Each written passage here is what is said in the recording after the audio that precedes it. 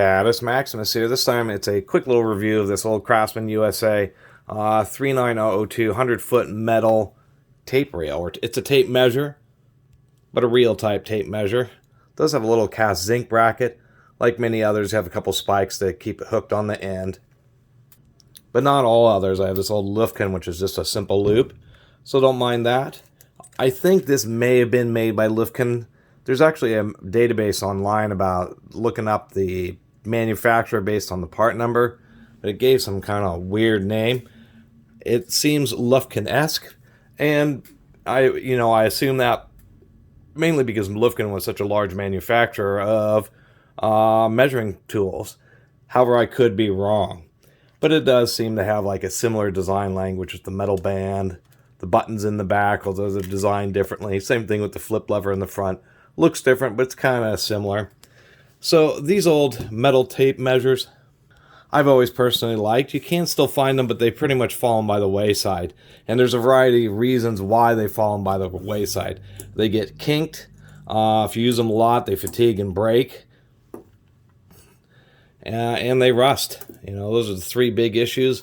I did pick up this Craftsman because obviously when I started unfurling it, I was really surprised about the condition of it.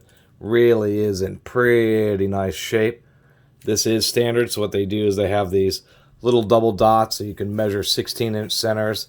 So every 16 inches you'll have another set of dots. Where there it is right next to the 8.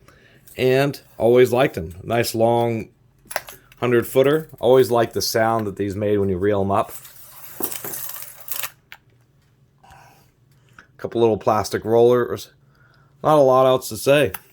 But that's always been the big issue. Corrosion is probably besides the kinking and the bending, corrosion's the number one issue. I have this old Lufkin. We do have some corrosion issues, but it's okay. It seems to be relatively okay. And then we have a slightly more modern version. This is a Stanley Lifeguard with a cast metal case. I did like these Stanleys because they had this little recess here, which captures the end and kind of keeps it from rattling around, and it's less likely to get caught on things and break the end of it off. But as you can see, this one got wet at some point, and even if I unfurl just an absolute ton of it, whatever happened, the water got inside of it, so it affected the edge of the entire spool of tape. And that's really the big issue with these metal ones, is exactly that. The part of the issue with the corrosion is if the interior of one of these gets wet, the entire length of tape will end up getting corrosion on it. So about half the ones I've ever seen are rusted. So that's what kind of made me stoked about it. But it was kind of neat to run into an old Craftsman version. And one last, they actually say use replacement blade 39032. And you wonder how you replace it. If you unroll these all the way to the very end, there's like a little lead strip that will come out. And then there's a special cut where the new tape will interleave into the 4-inch long lead strip, and that's how you end up replacing and they call it a blade, on one of these. One nice thing about the metal ones is they were pretty compact, and of course they're nice and weighty because you have a nice steel tape. This is also 100-foot. This is something that'd be much more modern you could buy. This is a made in Japan Kessen, but that's what the modern ones are. They're fiberglass, and to tell you the truth, these fiberglass composite tapes are just, they're awesome. They take an amazing amount of abuse, don't rust, all that kind of stuff. So this is absolutely what has ended up replacing them. It's just the unfortunate fact that they're just so much bigger than the old metal tape version ones, where the issue is, once again, you really have to take care of your old metal tape, roll-up type tape measures.